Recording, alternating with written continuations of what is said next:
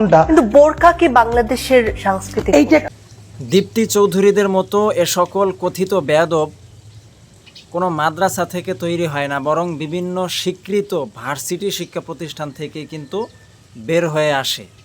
এরা কখনো বোরকা, হিজাব, সালাম, সুবহানাল্লাহ, আলহামদুলিল্লাহ এই সকল বিষয় নিয়ে প্রশ্ন তোলে। ভাবখানা এমন যেন তারা বেঈমানের বংশধর এবং তাদের ধর্মে বোরকা, হিজাব এগুলো নাই। কতটা কমন সেন্সের অভাব থাকলে আপনি চিন্তা করে দেখুন যে একটি টকশোর মধ্যে, যেই টকশো হাজার হাজার মানুষ দেখতেছে, সেই চলন্ত টকশোর মধ্যে, লাইভ টকশোর মধ্যে সে একটি বোরখা নিয়ে ইসলামের সংস্কৃতি নিয়ে প্রশ্ন তোলে। কয়েকদিন আগে আপনারা দেখেছেন এই দীপ্তি চৌধুরী নামের মেয়েটা রাস্তায় দাঁড়িয়ে জিন্সের প্যান্ট এবং গেঞ্জি টাইপের কিছু একটা গায়ে দিয়ে সে কিন্তু খুব জোরে সোরে স্লোগান দিচ্ছিল রাস্তার মধ্যে। আপনারা দেখেছেন তার এই ভিডিওটা।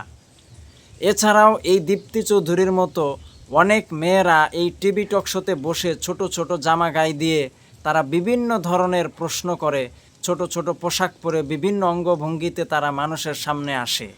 এছাড়াও বাংলাদেশের অনেক মানুষ, ম্যাক্সিমাম মানুষ এই শার্ট প্যান্ট টাই পরে সকালবেলা অফিসে যায়, আবার বিকালবেলা আসে।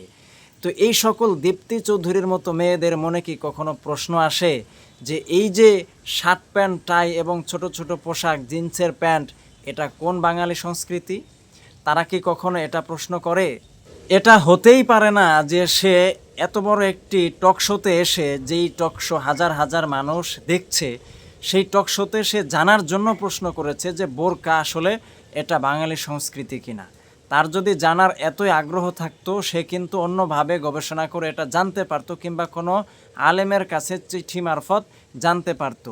মূলত তার উদ্দেশ্য হচ্ছে সমাজের মধ্যে, রাষ্ট্রের মধ্যে একটি উস্কানি দেয়া এবং রাষ্ট্রের মাঝে একটি গোলযোগ সৃষ্টি করা, নির্দিষ্ট প্রভুদের দাসত্ব করা। এই সকল মেয়েদেরকে আপনারা লিস্টিতে রাখেন, এদেরকে চিনে রাখেন। এরা হচ্ছে সমাজের জন্য ভয়ঙ্কর ফিতনা। তীব্র নিন্দা এবং প্রতিবাদ জানাচ্ছি এই মেয়ের এবং এর যারা সহচর, যারা অনুসারী এবং যারা এগুলোকে সাপোর্ট করে, এদের সকলের ব্যাপারে তীব্র নিন্দা এবং প্রতিবাদ জানাচ্ছি ইসলামের সংস্কৃতি বোরকা নিয়ে প্রশ্ন করার কারণে।